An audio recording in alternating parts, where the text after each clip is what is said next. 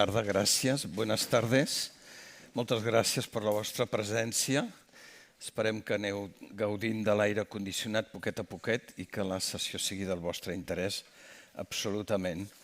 Avui tanquem un cicle que ha estat molt ric en moltes qüestions. Faré un parell de pinzellades molt ràpides en els propers minuts i potser em podeu posar ja la primera diapositiva, si us plau.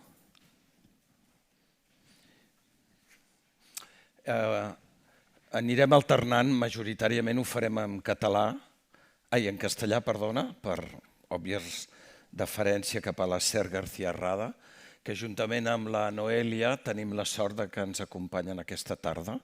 Aprofito ja per dir-vos que la Noelia Ramírez Montes és una coneguda periodista i assagista i redactora de Cultura al País i també és coautora d'un molt interessant podcast que us recomano, que es diu Amígate, date cuenta, de Ràdio Primavera Sound. I entre els molts articles que podeu trobar fàcilment al País, per mi molt interessants, hi ha, a part, un llibre, un assaig, un petit assaig molt intens, que es titula Nadie me esperaba aquí, apuntes sobre el desclasamiento, publicat a Anagrama. A la Ser García Rada i jo ens vam conèixer d'una forma inverosímil a Twitter. Hay que reconocerlo, que nos conocimos en Twitter, porque los dos habíamos colgado el mismo fragmento de una entrevista al País y a partir de aquí empezó una inverosímil relación entre una persona de orden como yo y un actor, que luego ha resultado ser periodista y pediatra. Pero Ser ha escrito en el British Medical Journal sobre campos de refugiados sirios en Europa y en El País y en la agencia SINC, y es autor de una serie de artículos que se titulan Dentro del País, dentro de Cuídate, hábitos saludables para afrontar un mundo en crisis. És a dir, que veureu que tenen moltes coses interessants a dir després. I jo soc Miquel Porta, he estat el director d'aquest cicle i només em presentaré dient que soc becari de la Caixa, encara 40 i tants anys després. I el que és pitjor, en molts aspectes soc el mateix, literalment, biològicament soc el mateix, però també en altres qüestions. I potser, durant la xerrada ràpida que ara faré, quizá entenderéis que yo siento un gran aprecio por las instituciones. Y creo que uno de los retos, cuando hablamos de salud pública, como de educación, de medios de comunicación, etcétera, es fijarnos no solo en cómo están organizadas y no solo en qué hacen, sino en los efectos de lo que hacen. Y los efectos de la Caixa y de su asociación de becarios han sido inmensos en muchas personas y en un colectivo de más de 5.000 personas. Y yo creo que en el propio país, ¿no?, los efectos. Estas figuras, que prácticamente no comentaré, tienen mucho sentido cuando queremos cerrar el ciclo hablando de dimensiones de la salud como son la alegría o el placer o la felicidad y muchos otros temas fundamentales relacionados, ¿de acuerdo? Hay una larga tradición en la especie humana de coraje, de unión, de solidaridad, de compartir sueños.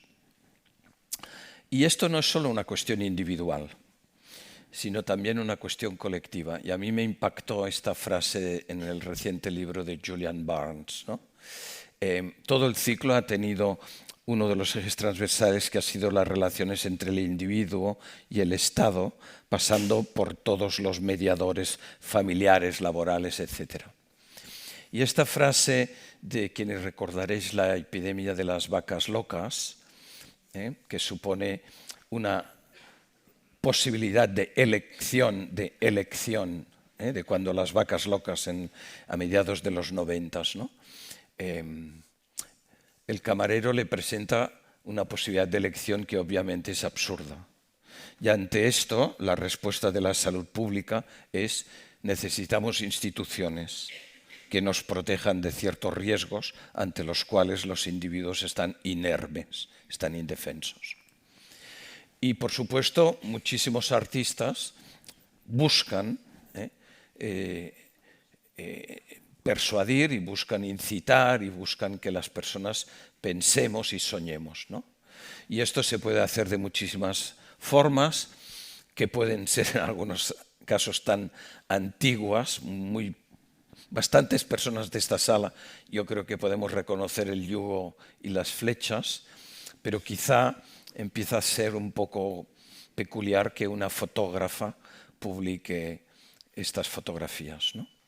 Por mi parte, no diré mucho más, ahora haré estas pinceladas sobre el ciclo y sobre todo os plantearé un par de preguntas y os daré algunas instrucciones de cómo funcionaremos esta tarde, pero quiero decir que muchas de las cosas que no diré están en libros como los que tenéis aquí, ¿de acuerdo?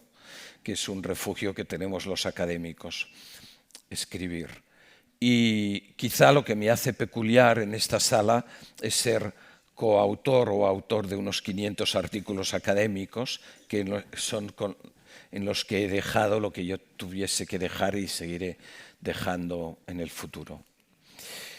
Yo quiero plantearos dos preguntas, no porque las tengáis que responder necesariamente, sino por si queréis pensar en ellas o queréis preguntar sobre ellas, ¿vale?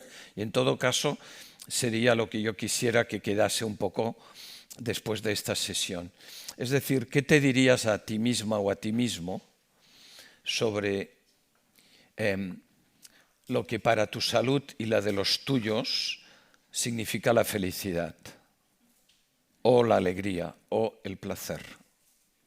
Para vuestra salud, ¿qué significa la felicidad, la alegría o el placer?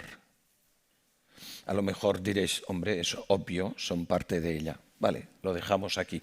Pero por si acaso la pregunta os parece sencilla, va acompañada de esta última pregunta. Y esta idea, la que sea, que te has respondido a ti misma o a ti mismo, ¿qué acciones beneficiosas favorece o posibilita? Y esto lo dejaré al final de mi charla y durante los próximos 40 minutos para que penséis en ello, porque puede parecer muy sencillo o no tanto. Y la segunda pregunta tiene que ver con lo que decía antes de las instituciones. Y la pregunta es, ¿de qué conductas individuales o colectivas, de qué productos o servicios culturales, de qué políticas de instituciones debemos y podemos apreciar mejor sus efectos positivos para la salud y el bienestar?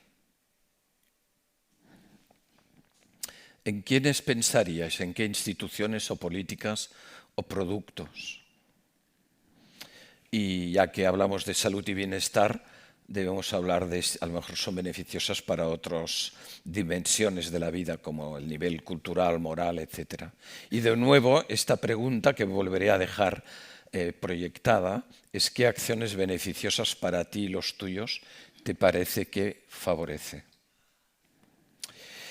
Durante este ciclo hemos dejado claro que sanidad no es sinónimo de salud pública. La salud pública incluye también lo que se hace desde fuera del sistema sanitario y, por lo tanto, la cultura es uno de los factores condicionantes de la salud, como lo es la economía, el medio ambiente, la educación, los sistemas de transporte, etc.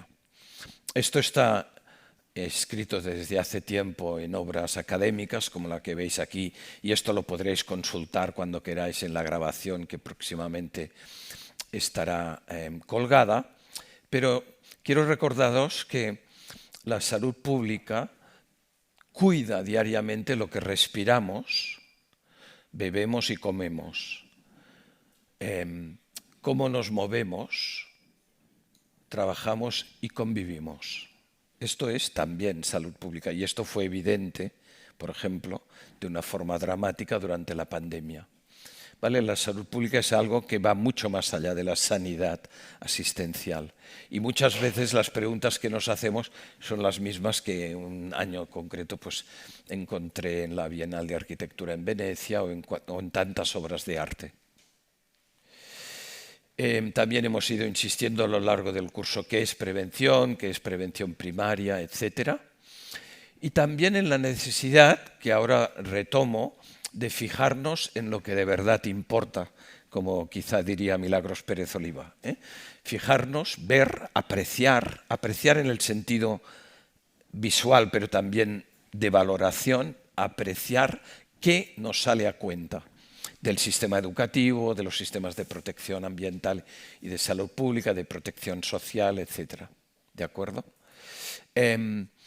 Aquí hay grandes debates que una sociedad en los que debemos profundizar, porque este es un sector de inversión y también un sector empresarial como tantos otros.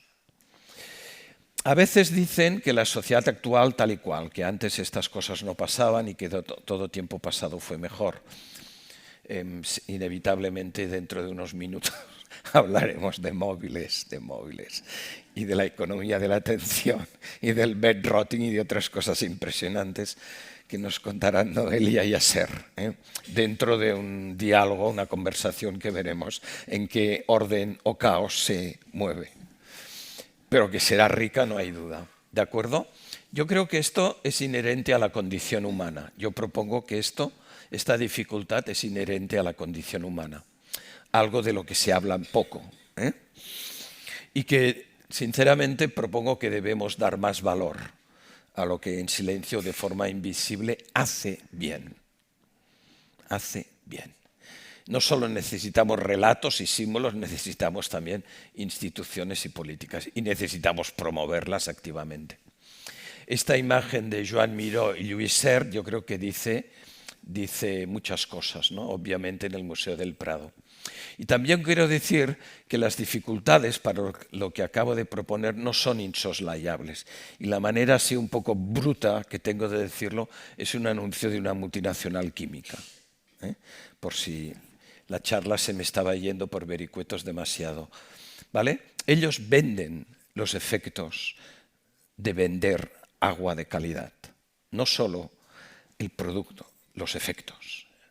Y en el marketing hay infinitos ejemplos de saber apreciar los efectos de cosas positivas, pero porque tiene que ser siempre en el marketing industrial.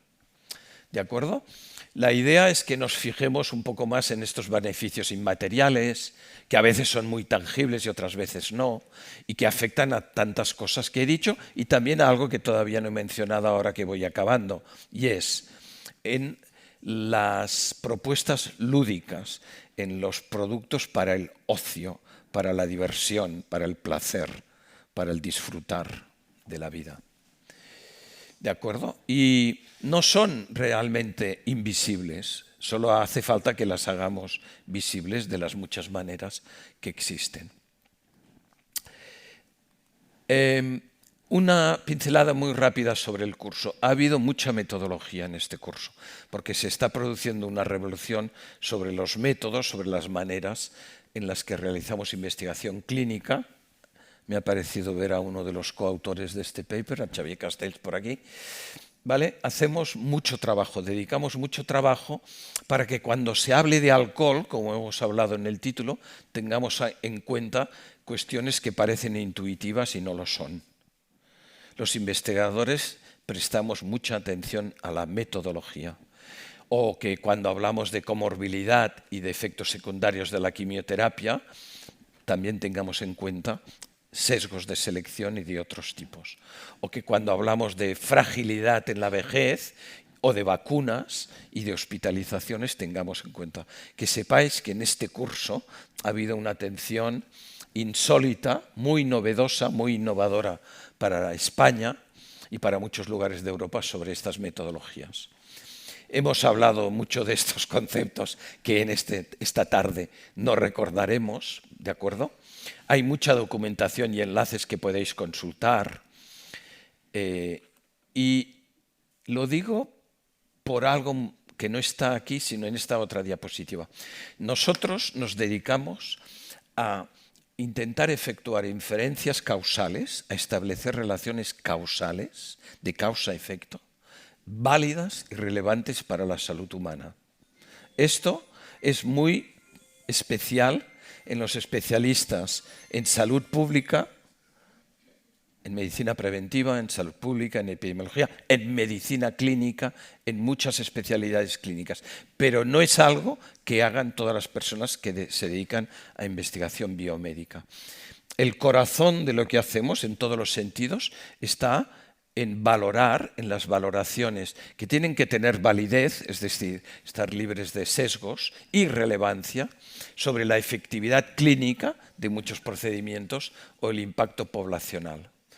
Para nosotros los datos, la tecnología, los métodos solo son medios, no son fines. Los fines son la efectividad clínica o el impacto poblacional. Y cuando se habla de datos ya leeréis el porqué de este thinking final que me llevó unas horas poner en esta definición del diccionario, y también veréis lo que dice este internista argentino sobre lo que realmente es información, conocimiento o ignorancia.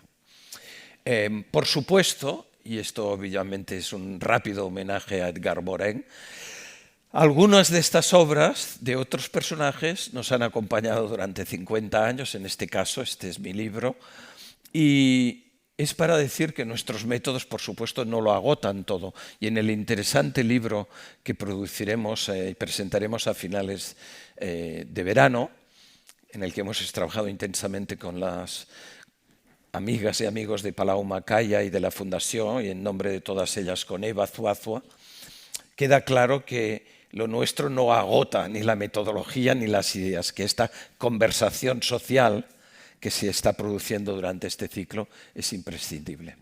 Y esto es todo lo que tengo que decir de momento. Estas son las dos preguntas que aquí quedarán por si las queréis pensar, y solo me falta recordaros que en esta ocasión todas las preguntas tienen que llegar por escrito. Si no tenéis papel y bolígrafo, levantaréis la mano y os lo darán. Y podéis empezar a hacerlas, lógicamente, bueno, si quisieseis ahora, pero quizá cuando hayan terminado de hablar o mientras esté hablando primero Noelia y después Aser, ¿de acuerdo? Nosotros, ellos hablarán ahora alrededor de 10 minutos cada uno, y la recepción de las preguntas se terminará a las 7:40. Tenéis tiempo para irlas pensando, las levantáis, os las recogerán y nos llegarán a nosotros. ¿De acuerdo? Esta es la única regla del juego importante que quería recordaros. ¿De acuerdo? Entonces invito a Noelia Ramírez Montes y a Aser García Rada a subir aquí arriba, por favor.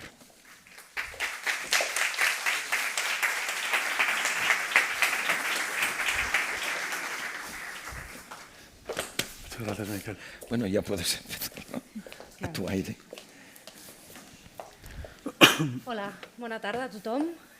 Moltes gràcies per venir a escoltar-nos. Jo parlarem, crec que farem una mescla, ¿no?, de català y castellà, pero voy a hablar en castellano y así nos entendemos con Aser también. Yo puedo entender. Tú puedes entender, bueno, pero vamos menos. haciendo. Lo que no puedes hablarlo, pero... Es curioso porque ahora, claro, estaba Miquel con todo su PowerPoint y todos estos datos científicos y todo, y a veces pensaba, venimos a hablar del placer y de lo importante que es la cultura en la salud y todo, y yo me he ido haciendo pequeñita y pensando, qué importante es todo esto, ¿no? Y yo aquí, que soy periodista, ¿no?, y trabajo con la cultura, me dedico al periodismo cultural en el país. Y hace 10 minutos estaba intentando defender lo importante que era la cultura, ¿no?, y los derechos culturales y todo, y de repente te das cuenta, ¿no?, a veces de, ostras, que es tan importante la medicina. Bueno, pasando esto, cuando Miquel nos invitó a participar aquí y para hablar sobre todo sobre el placer, ¿no?, y la importancia de la cultura también en la salud pública y en la salud, él recuerdo que nos pasó un libro y tal, yo me leí su libro y hablaba, ¿no?, de esta frase tan famosa de lo que no mata engorda, ¿no? Y yo pensaba, bueno, lo que no mata engorda y es caro también, ¿no? Y yo pensaba mucho como... yo tengo 43 años, pero no creo mucho en las guerras generacionales tampoco, no creo que la generación de antes, creo que es una cosa epocal, ¿no? Pero creo que esta época, el placer tiene una relación, hemos cambiado nuestra relación con el placer porque hemos pasado a ser unas personas que estamos siempre disponibles, no hay un dicho que dice siempre disponibles, siempre conectados, ¿no? Yo en mi carrera periodística he pasado de hacer un horario que siempre salía tarde, ¿no?, por maquetación y todo, a de repente desde las 8 de la mañana estar recibiendo WhatsApps hasta las 11 de la noche. Entonces, para mí muchas veces la idea del placer puede ser simplemente quedarme en mi casa descansando, ¿no?, en la cama Y yo pensaba, hay una tendencia ahora en redes que se llama el bed rotting, que es el rot es como pudrirse un poco, digamos, ¿no?, en la cama, y el brain rot también se habla mucho del cerebro roto, ¿no?, provocado por las redes sociales, que sobre todo pasa en las mujeres, que es las ganas que tienes de llegar a tu casa y tirarte en la cama y no hacer nada productivo, ¿no? Simplemente estar con tu teléfono scrolleando, ¿no?, mirando la pantalla sin hacer nada, con el cerebro roto en encefalograma plano. Y esa es una idea de placer, ¿no? Y lo vemos en muchos TikToks, hay muchas creadoras de contenido que lo hacen. Ha sido una idea de placer para mí también, ¿no?, el hecho de pensar, ostras, este fin de semana no quiero hacer absolutamente nada, ¿no?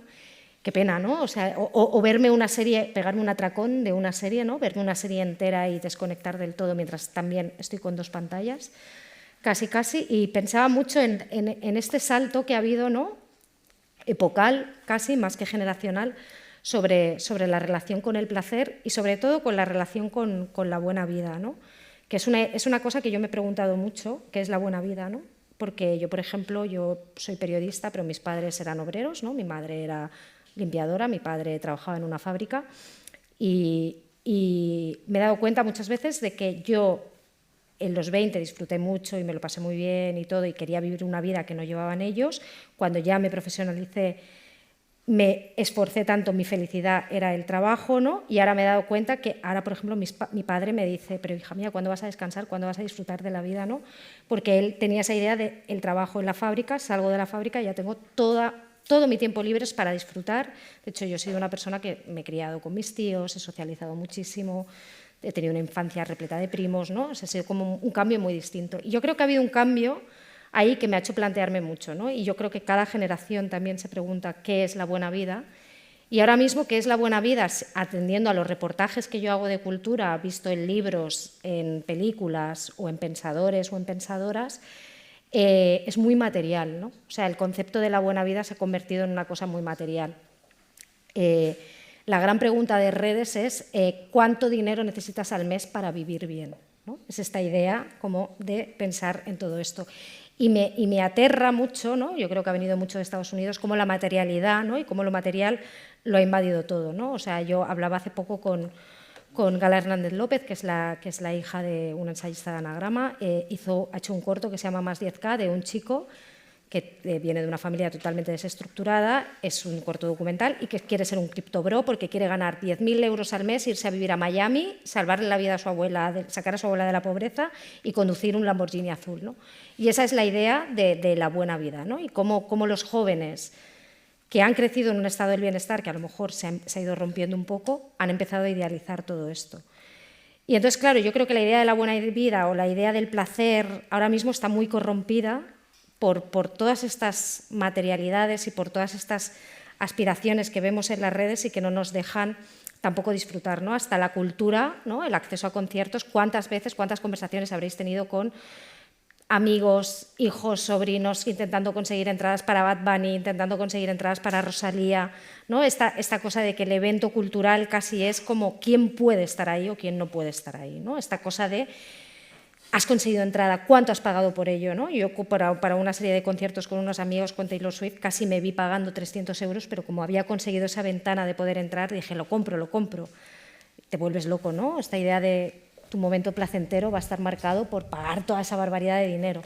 Y entonces yo creo que venía un poco aquí como quejica a decir qué pena me da también un poco que se haya roto esa idea del placer que a lo mejor en otra época sí que era de otra manera, ¿no? Y ahora el placer, cómo se asocia sobre todo a las imágenes que vemos en el reflejo de la pantalla, ¿no? Esos paraísos perdidos, ¿no? Hay gente que solo cree que va a ser feliz si se va al mirador de Mykonos, ¿no? Y de repente ve toda la gente, ahora todos los vídeos de toda la gente que está haciendo cola 1h30 para hacerse esa foto y está perdiendo 1h30 de sus vacaciones para hacerse esa foto en Mykonos, ¿no?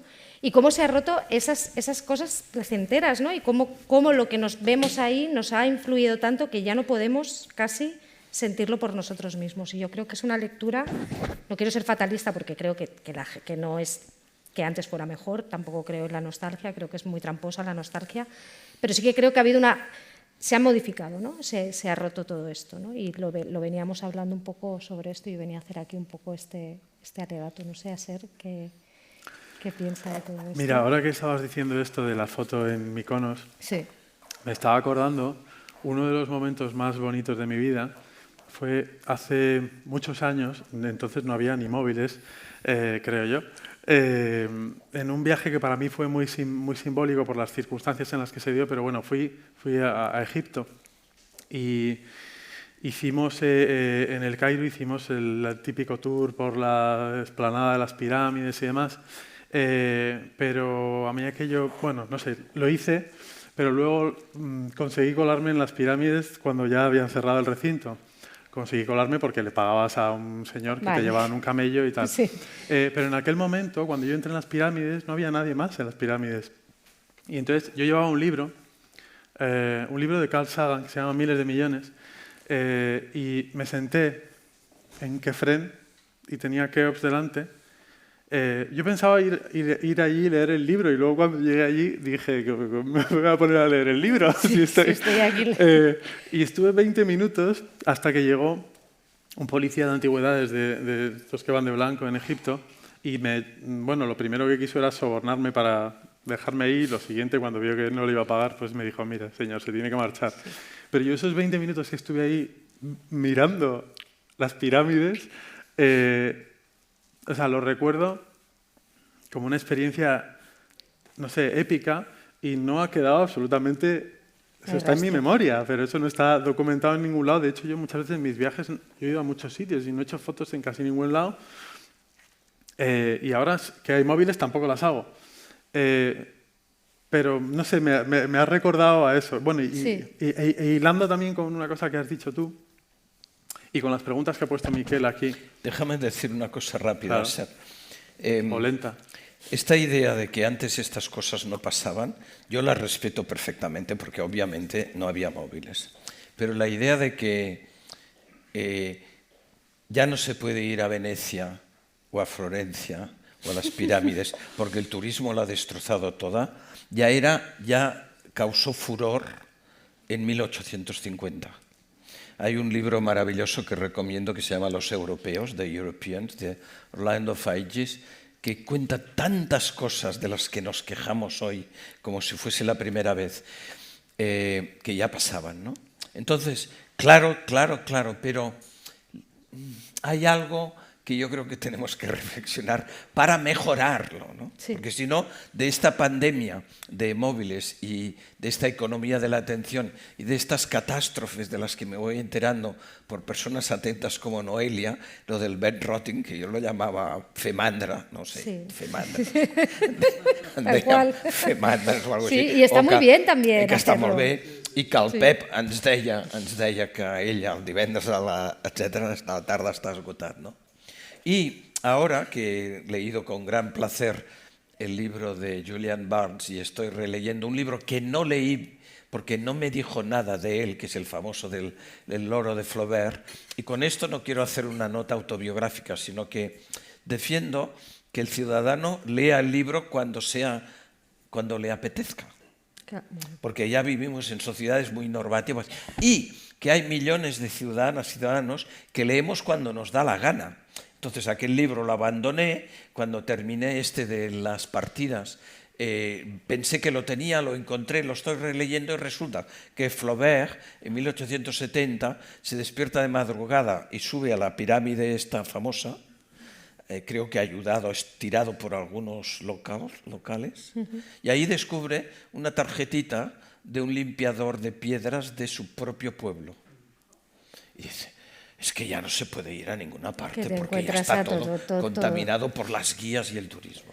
Bueno, no cuento más cosas, pero sí que quiero hacer un apunte por lo que hemos venido hablando un poco antes, de que a lo mejor hay mucho ciudadano que lee cuando le da la gana. A lo mejor hay mucha gente cuando el libro te dice algo. O que no hace fotos todo el santo día. Claro. Y que esto es una forma que se podría calificar de saludable. Sí, yo quiero confiar y yo quiero esperar en ello, pero yo sí que me encuentro con muchas mujeres jóvenes que consumen, las personas que más leen libros ahora mismo casi son las mujeres, que las mujeres básicamente sostienen la cultura, sobre todo también las mujeres mayores, digamos, son las que están yendo a los teatros, las que están yendo a los cines, las que están sosteniendo tal cual. la ansiedad que produce la prescripción cultural que hay ahora mismo, ¿no? Y los medios de comunicación tenemos mucha culpa también de decir la serie que tienes que ver, qué serie estás viendo, qué libro estás leyendo, las novedades, la cantidad de novedades que a mí me llegan a la redacción cada semana es abrumador y yo pienso en todas las esperanzas, todos los sueños de esas personitas que han escrito todos esos libros y con los propios libreros y las propias libreras. Yo estuve en la Feria del Libro de Madrid y las libreras me decían, no podemos, la mesa de novedades la tenemos que ir cambiando y es una pena porque es que no hay ninguna novedad que vaya a funcionar tanto como fenómenos como un David Uclés o una Lucía Soya Sobral, ¿no? Un Comerás Flores, una Península de las Casas Vacías. Entonces es voraz realmente el nivel de producción cultural, que yo no creo que se haga demasiado, ¿eh? O sea, yo creo que se ha ensanchado la producción cultural y es muy interesante y tiene que haber libros de todas las maneras y ensayos pequeños, ensayos cortos, novelas de 600 páginas y todo, pero produce mucha ansiedad. Yo la semana pasada entrevisté a Andrea Abreu, que es una chica que lanzó un libro con 29 años, con 28, vendió muchísimo, se ha traducido a 30 idiomas, ha tardado 6 años en sacar el libro, sale en septiembre, y ella misma me explicaba la ansiedad que tenía por sacar este libro y decir, bueno, es que hay gente que tarda 6 años en escribir un libro, ¿y por qué yo no puedo tardar 10 años en el próximo? ¿Por qué tengo que estar publicando cada año? Porque hay esta necesidad. Sí que ha llegado un ciclo muy agotador, ¿no? Yo creo también con la producción. No sé, pero bueno, sí, que tú estabas con las pirámides. No, pero sí. bien. Claro, porque es esto de pues lo mismo que los vídeos de TikTok, sí, que duran 30 segundos, ¿no? Pues los libros supongo que también, ¿no? Sí, es así, es que es pam. No, lo que quería comentar a raíz de lo que habías dicho tú de qué es una buena vida, yo creo que, y hilando con estas preguntas que están aquí, yo creo que hay 3 pilares fundamentales de una buena vida. Y yo me di cuenta cuando escribí ese boletín del que hablabas tú, Cuídate, porque ahí lo estructuré un poco. Pero me parece que son 3 pilares que algunos pues, pueden resultar más o menos obvios, pero creo que estructurarlo, o sea, da como más sentido. Y uno de ellos es, el secreto de la felicidad es establecer relaciones significativas con otras personas. En un momento dado entrevisté hace un par de años a Robert Waldinger, que es un psiquiatra de la Universidad de Harvard, que ha escrito el estudio más largo sobre la felicidad. Es un estudio en el que uno de los primeros participantes fue John Fitzgerald Kennedy. Y en ese estudio, que lleva, no sé si son 7 décadas ya, ellos han seguido a una serie de personas a lo largo de todo ese tiempo, a sus familiares y demás, y periódicamente les hacen encuestas sobre su situación de felicidad y sobre su vida en general.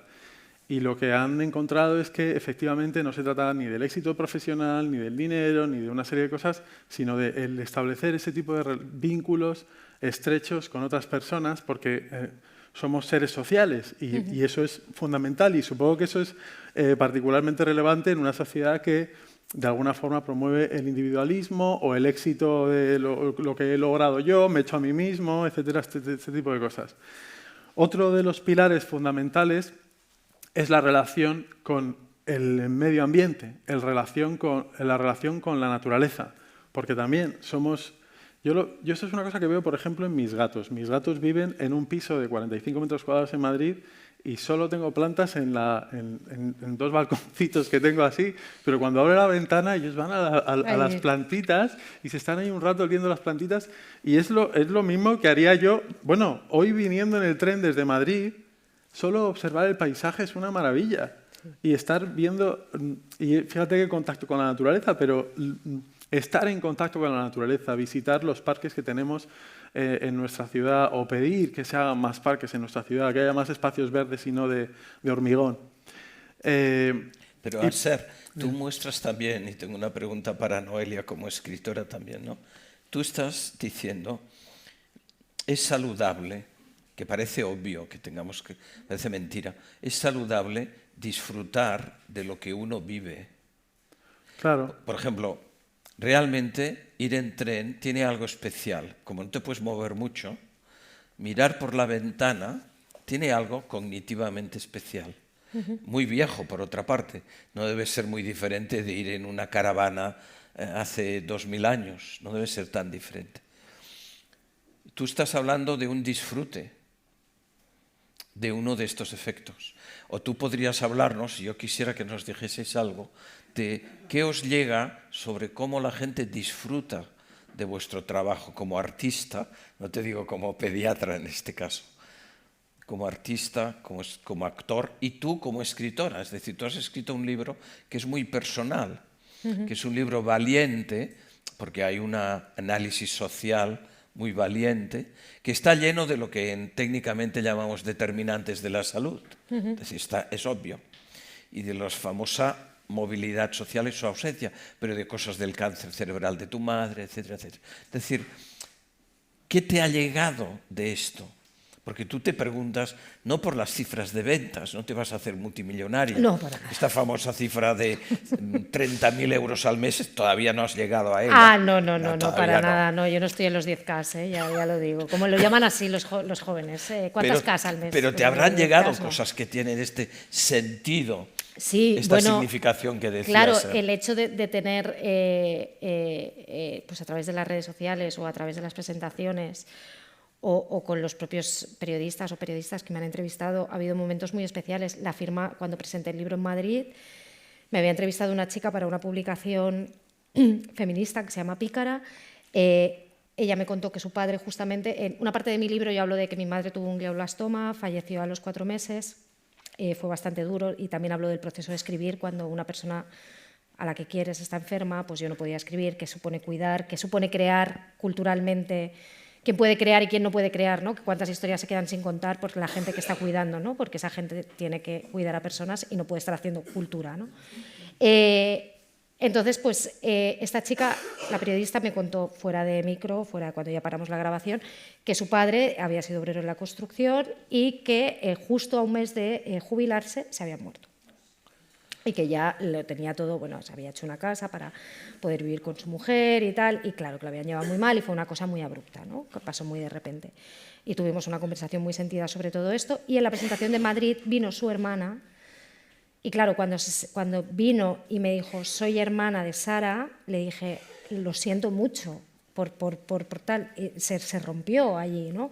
Y hay momentos, claro, yo pienso, ¿cuántas cosas puedes remover a la gente, ¿no? O a mí han escrito académicas de Estados Unidos que me han dicho en la academia, como hablo también sobre todo de los, ¿no? ¿Qué pasa cuando llegas a un sector que no es el tuyo, ¿no? Por tus orígenes, ¿no? ¿Qué tienes que hacer y tal? Hablándome de situaciones en la academia de Estados Unidos, ¿no? De cómo algunos compañeros lo habían leído y tal. Claro, todo eso es una experiencia, eso no lo paga el dinero. ¿Y cuántos miles de veces habrá ocurrido esto?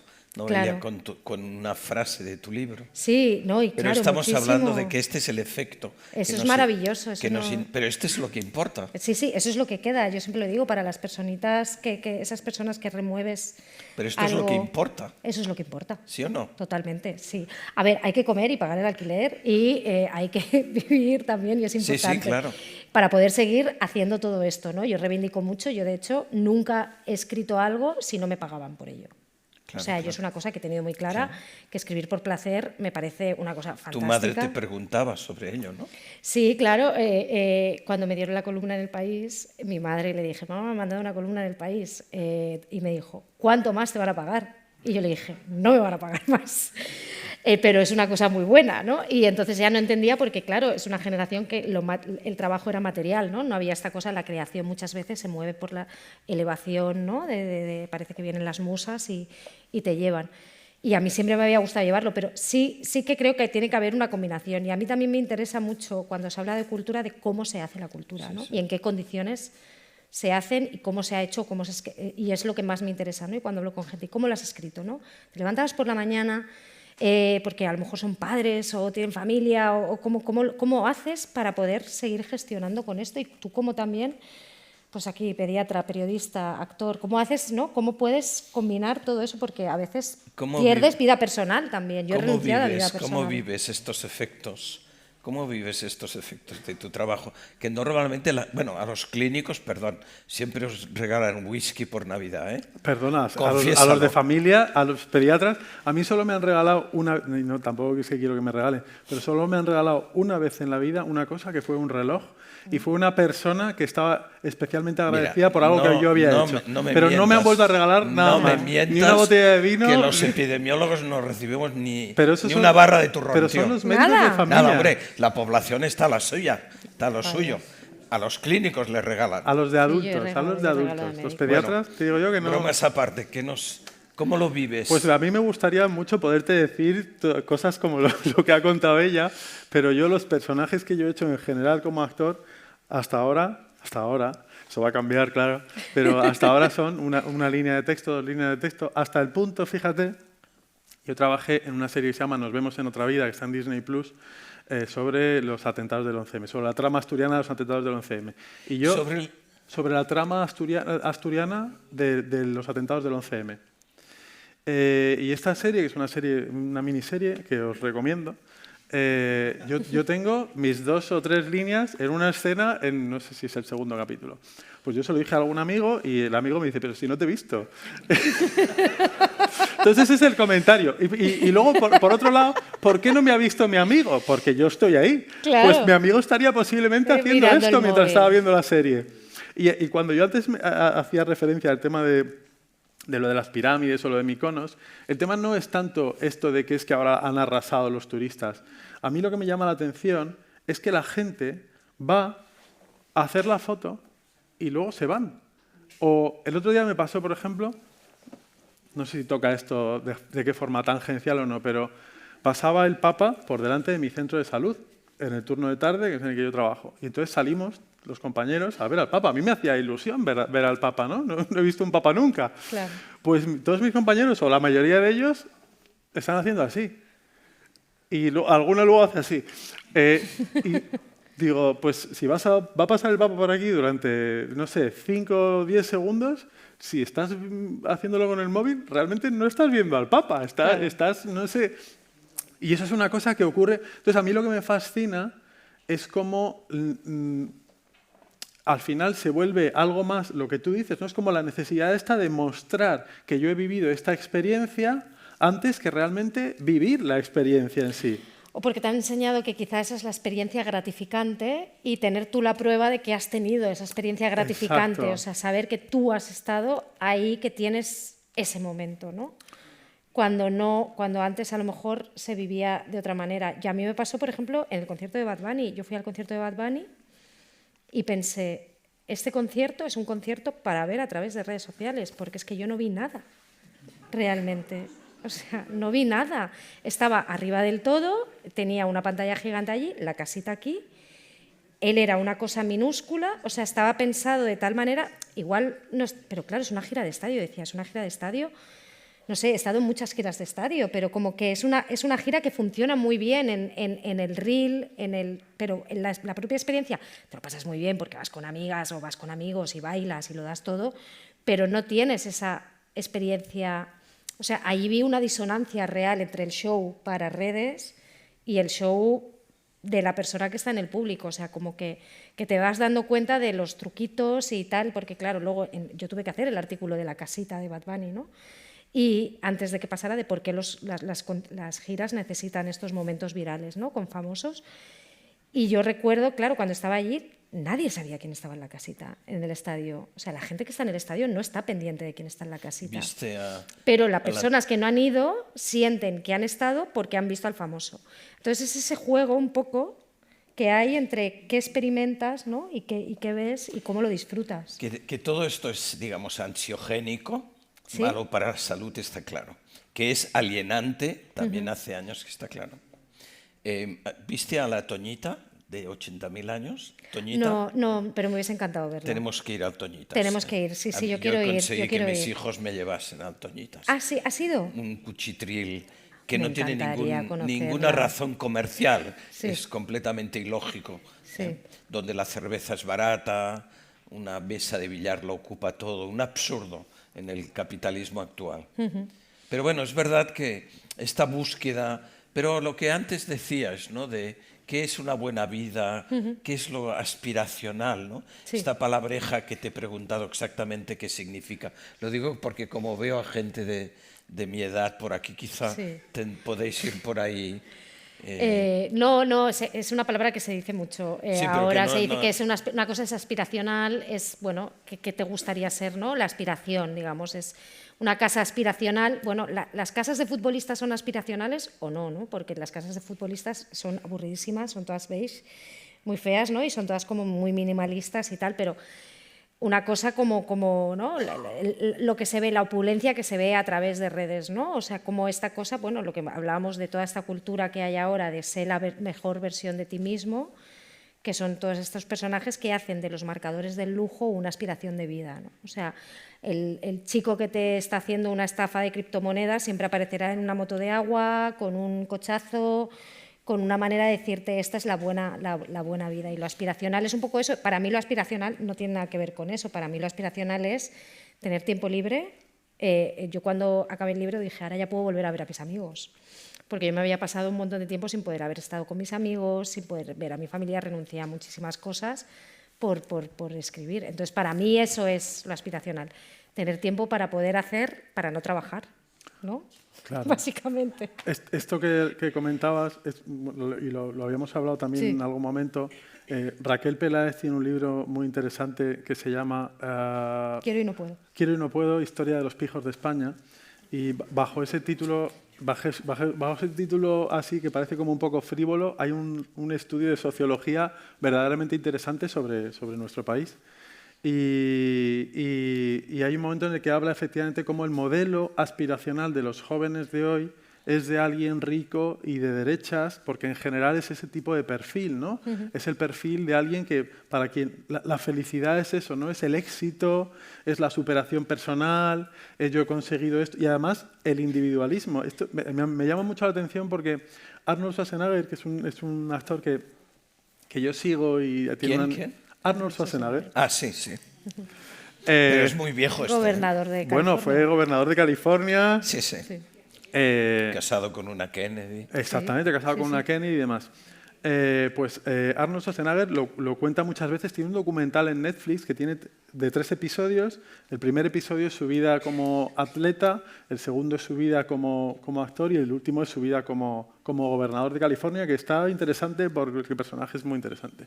Y él lo cuenta, y creo que lo cuenta en el documental y lo cuenta más veces, que él no se ha hecho a sí mismo. O sea, que él ha logrado lo que ha logrado. Pues sí, por sus cualidades, pero porque hay un montón de personas que le han apoyado, que le han ayudado, que han estado ahí. Entonces, que no ha llegado ahí porque de repente ha superado, ha seguido los 10 pasos de no sé qué y ha conseguido... que el libro de autoayuda, ¿no? Claro, exactamente. Ahora, como hablábamos antes, esto no es nuevo. No. Porque existía el Ola, existían lecturas, no sé, existían cosas peores, no sé. Esto no es nuevo. Vale. No pasa nada. Esto es algo muy cruento. Es cruento. Tiene que ver con la salud pública, con la salud moral, con el nivel educativo. Vale. Tampoco es que España sea la excepción. Bien. Tiene que ver con la salud, ¿vale? Tiene que ver con la salud pública, tiene que ver con las recetas de ansiolíticos y todo lo demás, con la biologización, con la biomedicalización, con la tecnolatría, etcétera, etcétera. ¿Qué se puede hacer sobre ello? Bueno, es que claro, esta es la gran pregunta, ¿no? Todos los ensayistas que leo que hablan sobre la crisis actual, ¿no? Que hablan sobre esta sensación de no futuro que hay y todo, ¿no? Mark Fisher tenía aquella frase recogida de otro pensador, pero es más fácil imaginar el fin del mundo que el fin del capitalismo. Tremenda. Tremenda, y realmente estamos viviendo más el fin del mundo, ¿no? O sea, casi. Pero hay una crisis realmente de pensar nuevos futuros. O sea, hay un estancamiento, hay una idea de no futuro total, ¿no? Y se habla de que los jóvenes viven en esta idea melancólica de la sensación de que no hay nada que hacer, ¿no? Ya está todo hecho, ya está todo dado, y entonces la búsqueda de placer que tienen es, bueno, él lo llamó como hedonia depresiva, lo llamó así, era una cosa de una búsqueda de placer constante que puede ser salir mucho o drogarse mucho, ¿no? Drogarse el fin de semana, destrozarse el cuerpo y porque tienes la sensación de que me voy a machacar para esto y porque tienes la sensación de que no se puede hacer nada. O sea, el capitalismo ya ha conseguido llegar a esa fase en la que no se pueden imaginar futuros. Entonces yo, claro, cuando veo todos estos ensayistas tales como, vale, sí, hay que imaginar, todo siempre es, hay que imaginar futuros posibles. Y es como, claro, sí, pero ¿cómo? ¿No?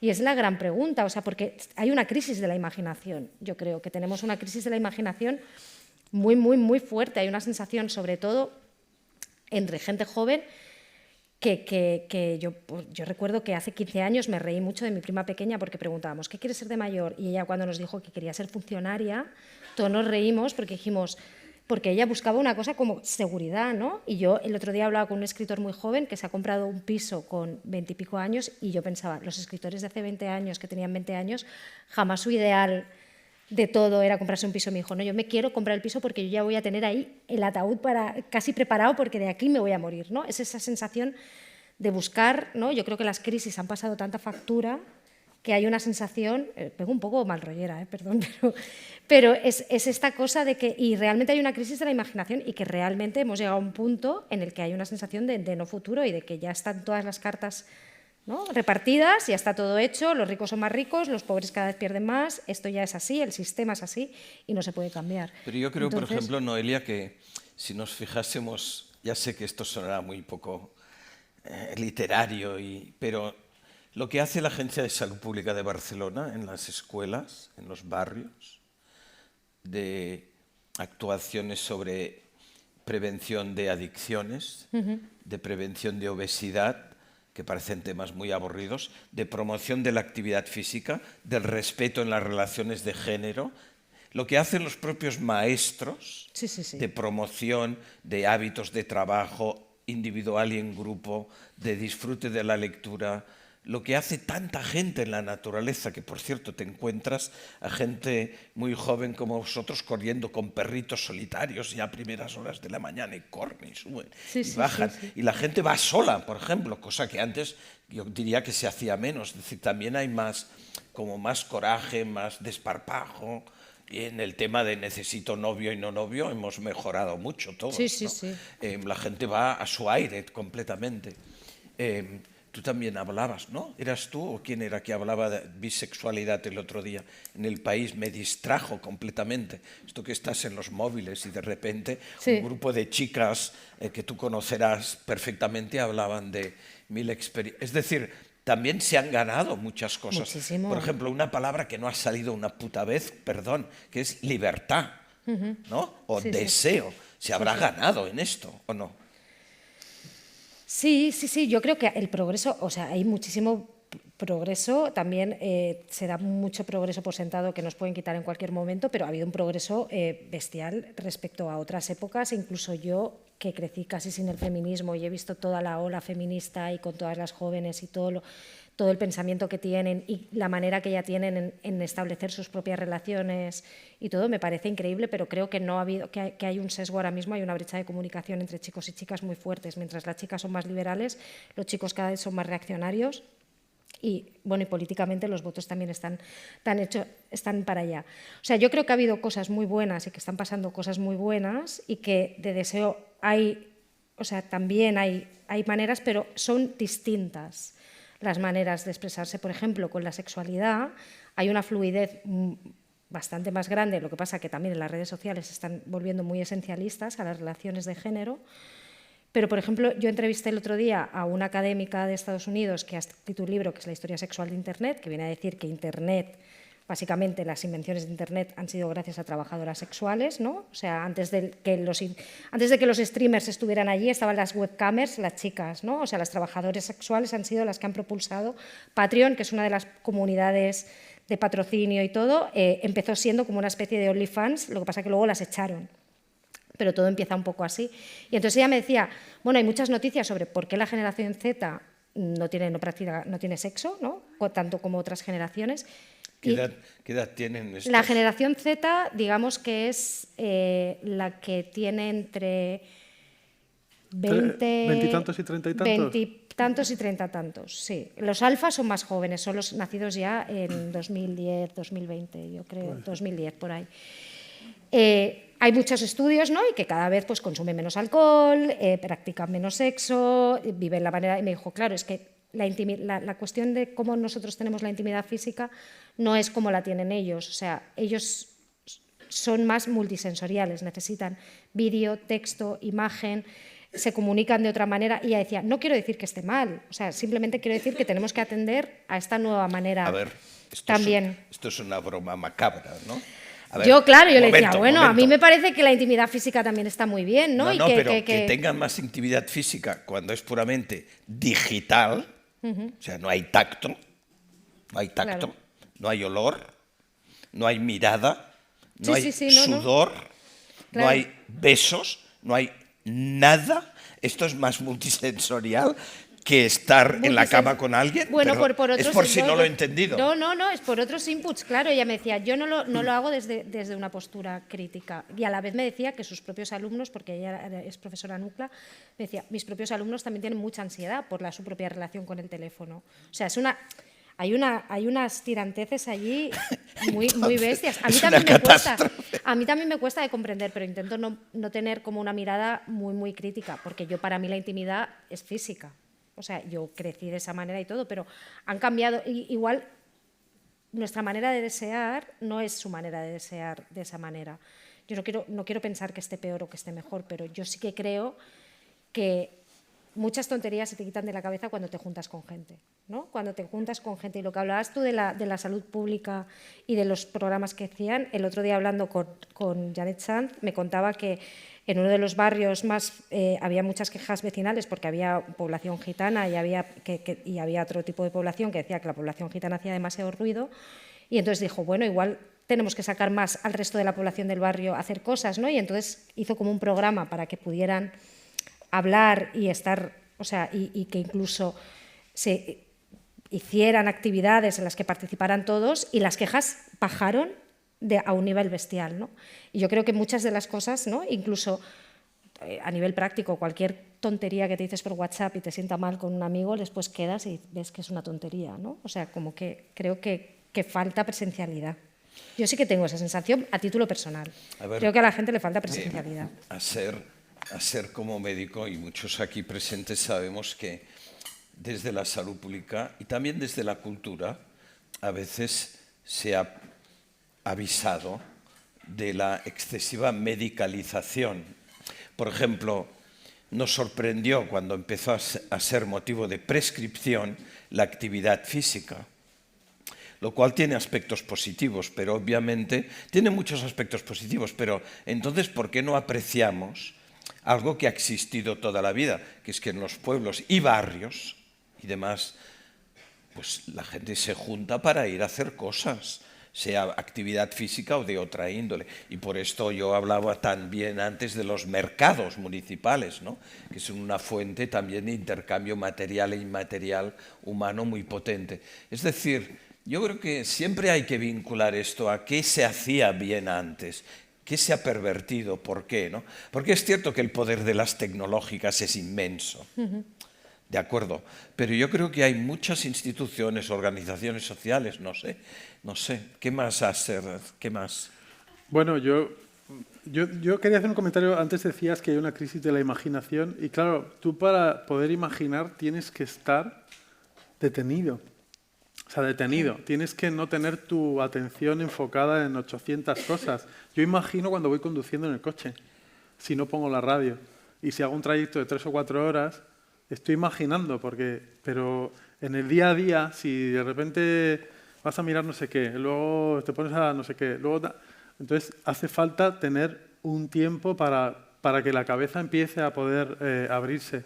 Y luego esto que comentabas, mira, quería volver a lo que me habías dicho antes de qué te decían a ti de como actor, Sí, no sé qué. sí. Yo eso te digo, ahora mismo no lo puedo decir, pero sí puedo contar lo que experimento yo cuando voy a ver a otras personas o cuando vivo ese tipo de experiencias. Yo, por ejemplo, para mí el cine, para mí ir al cine, sentarme ahí, es quedarme absorto en lo que sea que está pasando ahí, y a mí me genera una cantidad de bienestar y placer, y solo estoy atento a eso. Y me pasa también, yo tomo clases de danza desde hace mucho tiempo, y me pasa sistemáticamente con la danza. Hace una semana estaba en una clase, yo me levanté ese día triste, estaba triste, y a las 11:30 tenía una clase de danza, y yo lo sé, yo voy a la clase de danza y durante hora y media a mí se me olvida todo, todo. Me cambia el humor y luego salgo de ahí, me cambia el humor tal, y esto además hay evidencia, es la tercera pata de lo que estaba hablando yo al principio, de los 3 pilares de la buena vida. La tercera es nuestra relación con las artes. Y a mí me llamó mucho la atención cuando descubrí que la OMS, que ya sé que no te gustan las instituciones, pero, No, es al contrario. pero me llamó la atención, la OMS tiene una iniciativa de artes y salud. Y la OMS Europa ha hecho hasta ahora, hasta la fecha, el mayor estudio, el mayor informe sobre recopilando estudios científicos que avalan los efectos de diferentes disciplinas artísticas sobre la salud. 3.500 estudios sobre esto.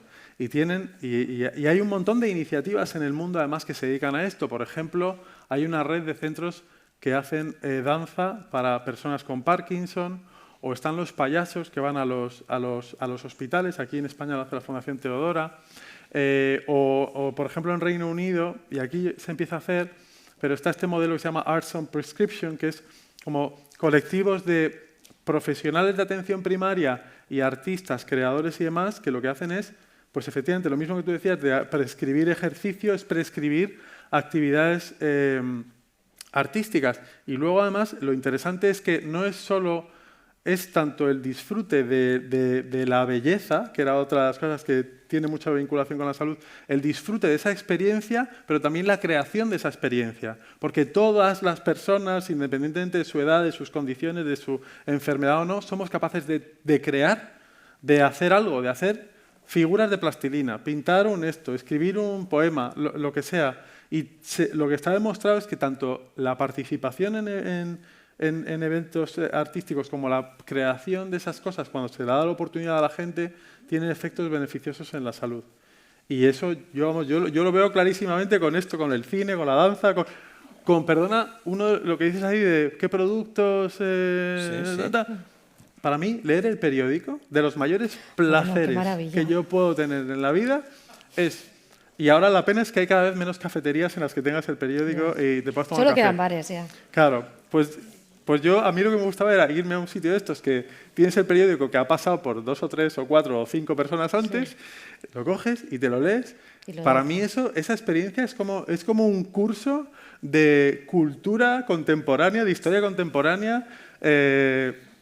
Y además te obliga a pasar por cosas por las que tú habitualmente no irías a buscar o no pincharías en ellas, porque como vas pasando las hojas, pues llegas a una cosa, dices, anda, ¿qué pasa esto con la transhumancia de las ovejas en no sé dónde? Pues de repente dices, y te abre el mundo. Qué maravilla. Lo mismo que leer un libro.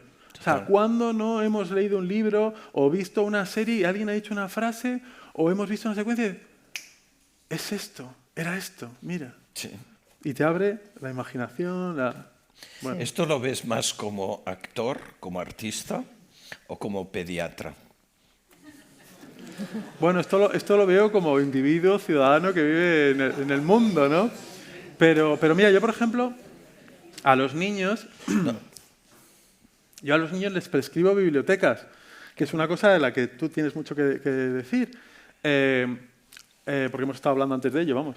Pero yo, por ejemplo, los niños que vienen con dificultades para la lectura, o dificultades de integración, o dificultades en el lenguaje, o gente que viene de otros países y se están adaptando y tal, le digo, ¿tú tienes alguna biblioteca pública cerca de casa? Ah, sí, pues tal. ¿Has ido alguna vez? Pues algunos sí, algunos no.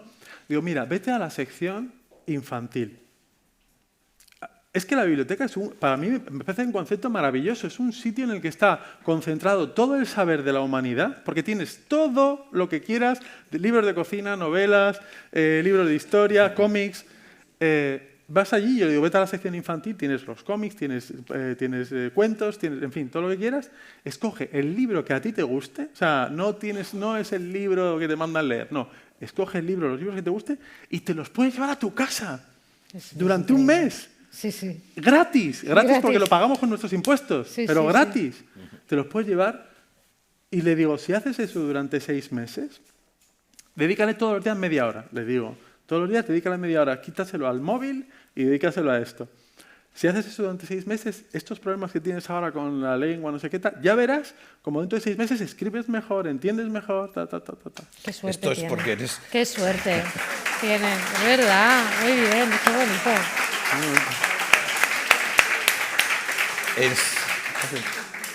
Es posible. Eres persuasivo y sabes concentrarlo en un tiempo breve que tienes para las consultas, pero lo puedes hacer. Sí, y además es que cuando ellos perciben que te interesas en ellos, ellos están muy atentos, porque además ellos están preocupados en general, aunque les traigan sus padres, pero ellos también entienden que tienen una dificultad con algo. Y luego, por cierto, yo me he dado cuenta de una cosa como lector normal, común, no experto en literatura y no sé nada de métrica ni de nada, pero que las conversaciones sobre películas posteriores, la típica conversación en la que todo el mundo ha visto la película, pues parece que nadie la haya visto, pero nos la volvemos a contar toda, Sí. ¿no? ¿Vale? Que es algo muy humano, ¿no? Sí, sí. Que debe enlazar con las historias que se contaban alrededor de una hoguera de fuego hace 3000 años, etc. O los libros que hemos leído, ¿no? Y esta experiencia humana, que tiene algo muy saludable y muy genuinamente humano, no sé si podríamos denostar a las tecnologías con que se está perdiendo, o no sé si hay algún diálogo ahí que comparta las emociones, ¿no? De leer, de ver pelis. No sé si esto se ha perdido o todavía existe. Bueno, perderse no, porque dentro de las grandes tecnológicas están las plataformas Netflix, Prime, etcétera, etcétera, que buena parte de su negocio, bueno, se va de eso. Y lo que hacen, luego pues habrá productos de una calidad, de otra calidad, que pues para gustos. Pero yo creo que siguen produciendo historias de amor. Y la gente va a ver historias de amor, y no será porque no hemos visto historias de amor. Siguen produciendo historias de aventuras y seguimos viendo historias de aventuras, o de ciencia ficción, o de thriller, o lo que sea, y las seguimos viendo. O sea, que hay algo ahí que está aquí dentro, escrito en algún lugar, de que necesitamos lo que tú decías, que nos cuenten historias. Y recuerda, como médico, que soléis echarle la culpa tanta gente que viene al médico sin necesitar más que charlar un rato. Es decir, yo eso no lo he dicho. Bueno, pero es muy frecuente. Yo no. Es muy frecuente. No es tu caso. Es muy frecuente criticar que los centros de primaria están llenos de gente que va a pasar la tarde por temas de soledad. Claro. Entonces, realmente, que es un gran tema, obviamente, cultural y de salud, ¿no? Y bueno, en este sentido, no quería hacer broma, pero todo lo que ayude a... O sea, fíjate que en algún lugar hemos escrito estos días de intercambios, ¿no? Que todo esto lo hacemos en pos de afanes atávicos, de necesidades atávicas. Por ejemplo, la necesidad de compañía, que es algo que es humano y a la vez pues, que genera mucha visita innecesaria. Entonces, bueno, ahí hay algo que no puede perderse. Y de hecho, el negocio vuestro, el de los dos, depende de que la gente necesite contar historias y volverlas a contar, ¿no? Sí, pero esto que decías del centro de salud y todo, a mí, por ejemplo, en el pueblo de mis padres, que es muy pequeñito, el médico pasa solo 2 veces a la semana y es el punto de encuentro de muchas mujeres que están solas en casa y quedan ahí a las 9 de la mañana. O sea, esa labor social está ahí y sigue haciéndose, y es como que no desaparezca, porque pues son mujeres que a lo mejor no se atreven todavía porque viven en Ciudad Real, es un pueblo muy pequeño y todavía hay esta cosa, ¿no? de si estás sola, pues no vas a salir a la calle sola, ¿no? No es como en una ciudad que la gente tiene más arrojo, ¿no? Pero qué suerte, que yo quería decir que qué suerte tienen los niños que vayan allí y que hablen contigo, porque muchas veces tienes la sensación de que vas allí, de que no, de que miran y no te escuchan y que es pim, pim, pim, porque vamos todos. Yo no puedo culpar a la doctora, a lo mejor, que está abrumada y tiene una cola como tal. A mí el otro día me pasó en la playa, bueno, me entró como arena en el ojo y tal, tuve que ir a un centro de salud fuera de casa, en Malgrat de Mar, y se había liado todo, o sea, era el único día, era como previa de San Juan, y estaba todo ahí liadísimo, estaba la policía, un detenido, un niño, y no te pueden atender con cómo les gustaría hacerlo, ¿no? Pero qué bien. O sea, porque... esto, claro, también depende de las circunstancias, del volumen de personas y demás. Sí. Mira, me gustaría recordar, ahora que comentabas esto de la gente que va para hablar a los centros de salud. Yo no os puedo detallar el caso porque es una persona adulta, pero es una mujer que viene a nuestro centro de salud y todas las semanas trae, porque además ve al pediatra, te viene a ver. No, ve al médico de adultos, por eso yo no me sé bien la historia, pero sé que ve a varias enfermeras, no sé si viene a hacerse curas o qué, y a algún médico. Todas las semanas trae yogures, yogures azucarados, latas de sardinas o cosas así, conservas de estas, y a las enfermeras y a las médicas mujeres les trae bragas y calcetines. Qué buena labor social. Y todas las semanas. Sí. Pues yo no ¿qué historia puede haber detrás de esto? O sea, Claro. ¿qué historia puede haber detrás de esta persona? ¿no? Pero todas las semanas. Yo no recibo los yogures, pero luego me como. Te comes alguno, ¿no? Muy bien, qué bueno. Bueno, os quería preguntar, ya que me abruma la cantidad de preguntas recibidas, voy a repartir vamos a convocar una convocatoria en septiembre para responder a las preguntas. Gracias. Hombre, ostras, pensaba que... Bueno, no, es que me impresionó mucho en este libro. Quiero preguntaros la pregunta para ir encabezando la parte final, y ahora me leeré estas, por supuesto, pero es si estamos entre unos y otros promoviendo expectativas o aspiraciones de felicidad excesivas, ¿no? Y en el libro de los europeos, un hombre que fue muy desgraciado, un escritor muy bueno ruso, se llama Turgenev, que formó parte de un trío con una fantástica cantante de ópera española, de la que nunca oigo hablar en España. Se llama Paulina García, Pauline Viardot, más conocida por el apellido de su marido, que es uno de los ejes centrales del libro. Pero Turgenev, para decirle a un amigo, fíjate que esto de la felicidad es muy raro, que quizás podríamos empezar por ahí, ¿no? Hablando de salud pública entre unos y otros, la estamos liando, pero, ostras. Bueno, pues hay que convocar una sesión mañana otra vez. Vamos. Bueno, Turgenev le dice, pero fíjate lo que dijo Goethe. La pregunta es la que os he dicho, os estáis dando tiempo para que la preparéis. Algo brillante para cerrar la sesión. Pero dicen, fíjate lo que dijo Goethe, que tuvo a Europa a sus pies, Napoleón a sus pies. Y luego añade, para que quede claro, que todas las mujeres lo adoraban, lo cual está bien, y los tontos lo denostaban. Yo pensé, no se puede pedir más. Parece que Goethe dijo, he sido feliz 15 minutos en mi vida. Entonces, yo por esto bromeo con este tema. Felicidad a lo mejor es excesivo. Hombre, un poco de placer, un poco de alegría, ¿no? Estamos entre unos y otros creando sociedades demasiado aspiracionales o... Sí, yo creo que es uno de los problemas que tenemos, que se idealiza mucho la felicidad. Y yo, por ejemplo, me he dado cuenta, sobre todo con la enfermedad con la que conviví con mi madre y todo, que la vida también son todos esos procesos, ¿no? Quiero decir, los momentos de felicidad, si los piensas, van a ser cortos o efímeros, porque también tiene un punto efímero, ¿no?, la felicidad. Pero tienes que saber, para poder valorar cosas, también tienes que pasar cosas malas, que en el fondo es la vida, es eso, ¿no? La vida no puede ser, si fueras feliz todo el rato no sabrías que eres feliz, yo creo, ¿no? O sea, si todo el rato fuera todo fantástico, no lo valorarías tampoco.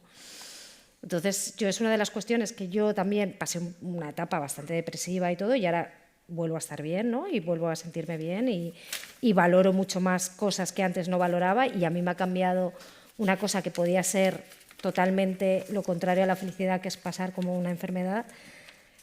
Yo no quiero pensar que de las enfermedades se sacan cosas buenas o hay lecturas, ¿no? Porque no tiene que haber lecturas posibles, porque son cosas que pasan, pero sí que me ha resituado y he aprendido a situarme con la vida. Entonces yo creo que la sociedad espera vivir en una felicidad constante y hay una búsqueda de gratificación constante que no se puede responder, y es imposible de responder igual. ¿No? Yo lo veo con muchas amigas o con mucha gente, ¿no?, a tu alrededor, que quieren estar haciendo cosas todo el rato, ¿no?, y viviendo experiencias para poder también subir a redes y tener una performance, ¿no?, como hacer una representación de la vida que tienes, ¿no?, cuando a lo mejor tampoco estás tan bien, ¿no? Yo siempre digo que cuando ves a una pareja que sube muchas fotos juntos todo el rato es que se van a separar, ¿no? Es que dentro de poco... Sí, esto es mucha foto junto aquí y ya esto va mal, ¿no? Y ya denotas ahí. Entonces, nunca es lo que ves, no siempre es lo que está pasando en realidad, ¿no? Entonces, yo creo que sí que hay un problema de intentar buscarlo todo el rato, pero que tampoco, o sea, que hay que saber vivir, ¿no? Que la vida también hay curvas, hay subidas, bajadas, y luego todo pues va viniendo. Yo no veo a la sociedad española especialmente peor en este sentido que otras, ¿eh? Bueno, yo creo que la sociedad española ha sido disfrutona también, ¿no? Y que Es somos disfrutona y disfrutones. es bastante, a veces, más austera, más sobria, ¿eh? Menos de winners y losers. Ah, bueno, eso no ha calado, pero está calando en los jóvenes, y yo con primas que son profesoras o todo, sus chavales que les dicen, profe, no te preocupes porque yo me voy a hacer famoso, voy a ser influencer y te sacaré de pobre. Entonces, que esta mirada hacia un profesor, que para mí los profesores eran como personas que te abrían el camino, ¿no? Yo jamás le hubiese dicho a una profesora, vaya curro tienes, ¿no? De que pringada aquí dando clase, que es como, ¿no? Pues estás abriendo universos, ¿no? Pero sí que está calando un poquito. A mí eso sí que me preocupa, ¿eh? Lo sí que lo veo. Yo quizás lo que creo es que, bueno, hay una cosa que es la felicidad, que creo que todos entendemos lo que es, y yo creo que hay otra cosa que es la paz, estar en paz con la vida, con todas estas cosas, que eso puede ser más perdurable si se logra, creo, ¿no? O sea, el que seas capaz de aceptar todo este tipo de historias sin grandes... o siendo capaz de integrar esas vivencias en nuestra humanidad, ¿no? No sé. Pero luego creo que el problema, no sé si es que no lleguemos a la felicidad, sino que creo que ahora mismo en concreto, pese a que vivimos en un país desarrollado, rico y totalmente privilegiado, creo, comparado con la inmensa mayoría del resto del planeta, incluso con otros países desarrollados, ¿no?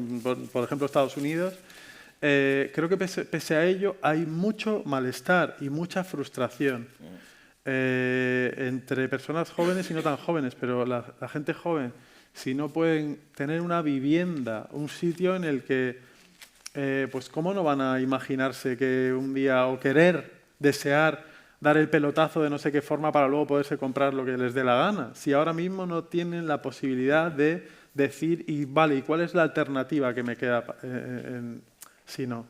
Entonces, no sé si es tanto el lograr esos momentos de felicidad como qué pasa con todo este malestar de fondo y toda esa insatisfacción y frustración de fondo que supongo que está en la base de todo esto también, ¿no?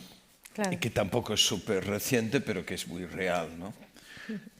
O sea, yo tengo la impresión de que hay algo en crecimiento, pese a que vivimos en un país rico, en un país desarrollado, en un país en el que la mayor parte de la gente tendría acceso a tener sus necesidades básicas cubiertas, aunque haya un 20% de pobreza. Con un estado del bienestar bastante correcto. Exactamente, por lo menos comparativamente con otros lugares, pero pese a eso, yo sí tengo la sensación de que hay como un creciente malestar y mucho en gente joven que, bueno, supongo que claro, todo esto es multifactorial, ¿no? Pero... Bueno, una palabra que probablemente no ha aparecido es la de miedo, ¿eh? No sé, estaba implícita, pero hay una industria del miedo, ¿eh? Y yo creo que el único fragmento de mi libro de epidemiología cercana donde soy muy duro es al hablar de los proxenetas del miedo, ¿eh? Bueno, claro. Se vende miedo y crispación estratégicamente. Totalmente. Pero también es que hay motivos reales de miedo. Sí, claro que los Cuando hay. la gente ve... O sea, vamos, yo hoy me he bajado en Barcelona del tren, os lo estaba comentando antes, y he flipado, y vengo de Madrid, y he flipado de la temperatura que hacía aquí. O sea... Pero a ser estamos... un clásico. Ya, pero, Sí, pero hace a ver, muchísimo que calor, ¿eh? yo, no sé, que he viajado por el mundo y he hecho muchas cosas. Y de repente he alucinado. Entonces, claro, cuando por ejemplo, ves cómo la catástrofe climática a la que nos enfrentamos Sí. es un motivo de miedo totalmente legítimo, que es habrá vendedores de miedo, pero es que hay motivos de miedo totalmente legítimos, como el de no tener una aspiración vital. Bueno, oye, antes habéis hablado de tener capacidad de imaginar otros futuros, ¿eh? Yo creo que esto, y de persuadirla, de transmitirla. Ha habido un tema técnico que es que yo no he recibido este montón de interesantísimas. Hay muchísimas. Bueno, no sé, vamos a ver, Eva, qué Vamos hacemos. a ello, vamos a Pero, ello. no sé, no, ahora no podemos hacer porque estamos, como Sí, sí. decís, en la radio, ¿no? Sí. En tiempo de descuento. Pero sí que querría escoger un poco al azar tres. Una ofrece una posible respuesta a la señora que trae productos a tu centro. Dice, ¿no podría ser que esté mostrando su agradecimiento y su gratitud? Seguro. A los médicos y sanitarios que nos atienden con vocación, empatía y humanidad, ¿no? Ser agradecidos también nos proporciona felicidad y bienestar y, en definitiva, es una manera de hacer salud. De esto va esta sesión y, bueno, aquí lo que pasa es que Sí, no hay básicamente es eso, ¿eh? Ya, pero no hay un guión atractivo, aquí no hay un podcast para ti. Si dices esto, nadie se enchufa, hay que buscar algo raro, hay que buscar una historia rara para esta señora. O sea, yo estoy seguro de que eso es un componente muy importante, pero tiene que haber algo más. Tiene que haber. Porque agradecida hay muchas personas y muchas personas que no te hacen un regalo físico. Entonces, esta persona, por supuesto que está agradecida porque viene todas las semanas al centro de salud. Sí. O sea, todas las semanas hay gente que cuida de ella. ¿Cómo no va a estar agradecida? Sí. Pero seguramente hay también una necesidad de dar algo, que también eso produce también una gratificación, Claro, ¿no? claro. De yo te devuelvo o no sé, bueno. Bueno, hay otra intervención que se refiere, dice en catalán, desde el punto de vista de la salud pública, a menudo hablamos de la sexualidad desde la prevención de riesgos, las infecciones o la reproducción. Pero podríamos reivindicar también el placer sexual como una dimensión de salud y bienestar, un espacio de exploración, de creatividad, yo añadiría multisensorial. También, sí. Me parece que ya Sí, tener que sudor, hablar todo de nos esto ha es quedado claro. impresionante, Sí. pero bueno, Sí. que no Estás quede, aterrorizado. multisensorial sin duda. Y autoconocimiento más allá de los roles y las expectativas sociales, ¿no? Creo que es muy, muy cierto. Y luego hay varias, pero una de ellas se refiere a la salud y la buena vida, ¿no? El tener una buena vida, que parece una expresión, bueno, para mí tiene el atractivo de una expresión simple, ¿eh? Qué buena vida, cuántas veces no lo decimos ante un aperitivo, ante una sobremesa, ante unos geranios que hemos plantado. I, bueno, jo con esto quisiera invitaros, demanar disculpes, òbviament, perquè no hem pogut atendre tot i ja veurem com ho fem. Probablement lo colgaremos en internet, ¿no? En algún sitio. No, no es broma, es broma. Pero sí que quisiera invitaros a si hay algo que no habéis tenido ocasión de decir. Yo creo que todo el mundo habrá visto el porqué de esta sesión, el porqué desde muchos horizontes en vuestros trabajos y los nuestros hablamos de salud y salud pública en estas dimensiones, obviamente, no solo físicas, sino también sociales y mentales y culturales. En fin, creo que esto está claro, el porqué de esta sesión, pero bueno, sí que me gustaría mucho seguir hablando, mucho rato.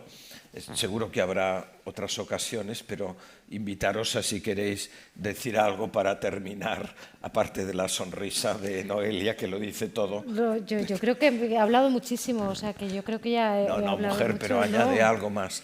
No, a mí me ha parecido una charla genial y una de las cosas, conocer a Ser ha sido muy, muy interesante, que no hemos comentado, pero que yo quiero comentar, que es como cuando la gente, él es actor y él es pediatra, y mucha gente como que no tiene en valor el trabajo como actor, ¿no? Como que el trabajo como pediatra se respeta más y que el trabajo como actor, cuando hay películas, series o cosas que te pueden cambiar la vida también, como esos médicos del centro de salud, y que yo creo que también lo debemos reivindicar aquí, que yo creo que es una cosa que la cultura salva vidas, literalmente. A la gente que está en las bibliotecas a veces pueden ser refugios climáticos o no, pero yo creo que sí, que muchas escritoras, y a mí me ha salvado mucho, a mí la experiencia humana que yo ya he podido tener con sabiduría personal por conocimiento, pero también muchas escritoras y escritores que me han dado mucho acompañamiento y me ha ayudado a vivir la vida y a experimentarla de muchas maneras. Entonces yo creo que la cultura también es un...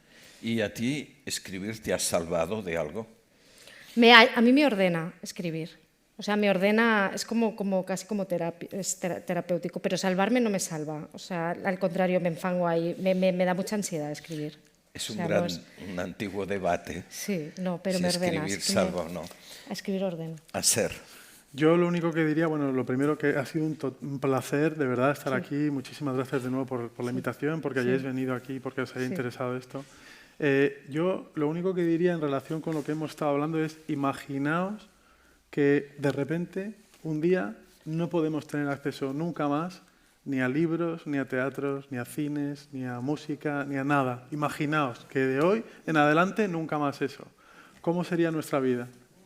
Una catástrofe. Y el otro día vimos una performance aquí en el Poble Nou, donde intervinieron un grupo de actores centroeuropeos, creo, o multi de todo, que no hablaban, que interaccionaron en la calle con los niños de una forma brutal, solo sin decir palabras. Es decir, que el poder sanador del arte está fuera de toda duda, ¿no? Pero bueno, yo vuelvo quizá para terminar, a insistir en lo que está implícito en mis preguntas, ¿vale? Que creo que bastante gente lo ha recogido. Es decir, pasan muchas cosas que tienen efectos buenos, Sí. que hacen bien y que tienen efectos positivos para la salud, el bienestar, la equidad, la civilidad, el respeto, y que de alguna manera damos por supuestos, sentados como tú decías, ¿no? Y en realidad el día que faltan, como cuando falta la brisa, que en Barcelona podemos acercarnos al mar y verás, pero bueno, en Santander también, ¿no? En fin, no sé, espero que la sesión hagi estat suggerent, haya sido sugerente.